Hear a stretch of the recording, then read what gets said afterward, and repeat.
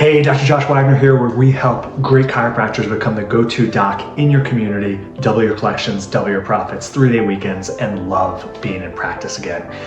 In today's quick video, I'm gonna share with you money goals that chiropractors oftentimes don't have that they should have, because the more you're clear, the more you track, the more you can steer and direct what you want to happen. I remember, I think it was in a book, maybe I was listening to Dr. John DeMartini earlier on in his career, and he was sharing about when he was first in consulting, doing it in person, and went to a very wealthy client's home, was sitting in the guy's library before he came in to meet with them, looking in the shelves and saw the binders filled of every year of all of his assets, everything documented in binders throughout his career.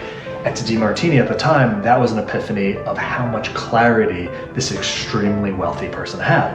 I remember hearing that. I might have been in grad school, and I didn't start then, but literally the first month in practice, I started in a Word document of everything to my name, asset financially. Assets, debts, liquid, non-liquid, everything. I still have that document today that every month I update. I share that with higher level mastermind members in Patient Mastery to show them how simple it can be, rather than 17 different logins, which you never log into all of them, keeping everything in one place.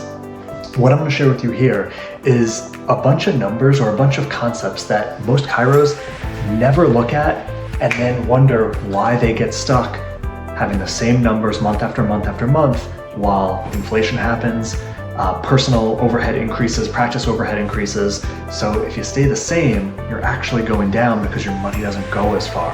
So first thing, I'm putting it in red because it's actually bad, is collections. And I say bad in terms of this is the money stat that 95% of chiropractors pretty much only track.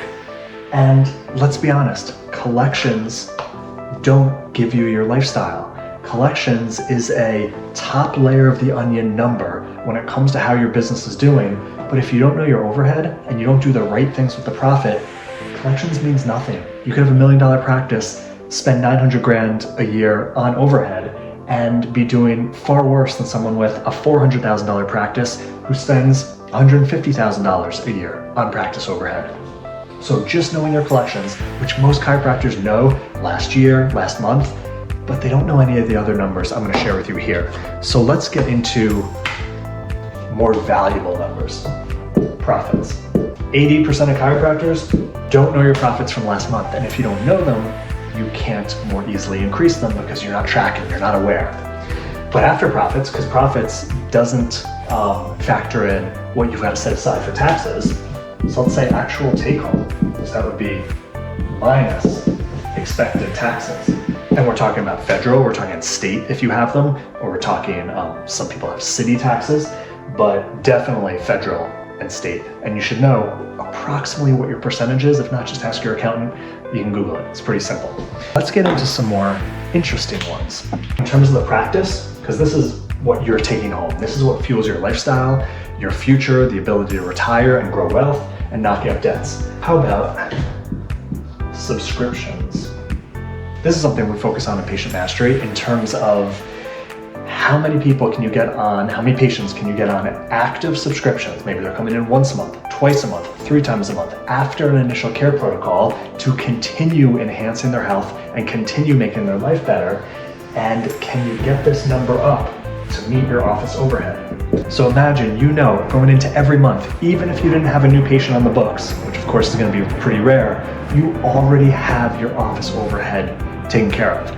Of course, this number goes up and down. Some people drop off, some people get on, but overall, we're looking to increase it. And if you have it, so some docs don't even have the structure of setting this up in practice. If you're not tracking it, you're not focusing on it. If you're not focusing on it, you're not growing it. And the goal is it exceeds your overhead. Another one is monthly. How much are you setting aside for a retirement investment? And a lot of chiropractors get this wrong, thinking they're capped out of what they could do pre-tax, like in a SEP, and I think this year it's like $68,000. That doesn't mean you can't put more towards retirement. Sure, you may pay taxes on it first, but it's still going into a long-term investment that you're not going to touch. You're not going to pull from it if you need it. You've already set aside money for taxes. You've set aside money for your life overhead.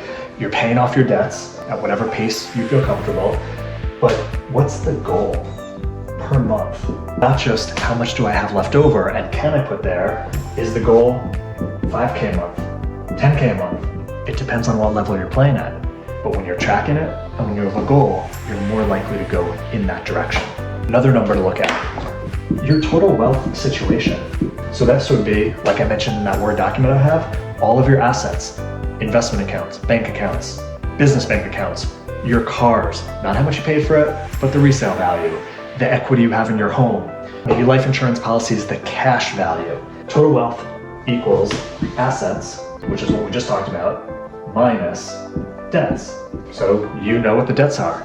Your mortgage, car payments, maybe you have some business debt, maybe you have past taxes due, maybe you have personal debt. Assets minus debts, assets minus debts, just knowing where you are. Another good one, especially if you are in the phase of maybe making a big investment like a home purchase, like I was last year and have been thinking about it for years, is liquid assets.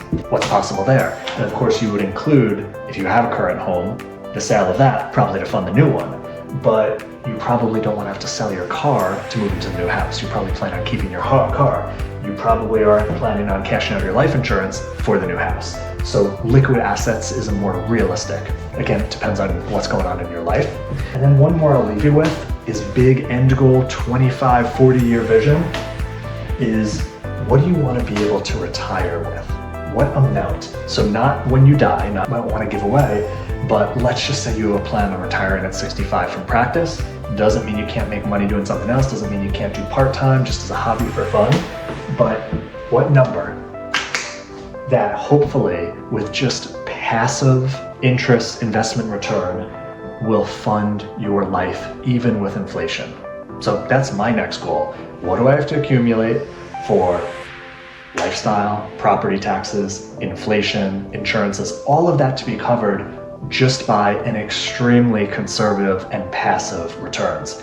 Not crypto, not any individual stocks, but extremely safe, conservative investments so I don't get caught in a bad situation and things change, markets go down, and I lose it.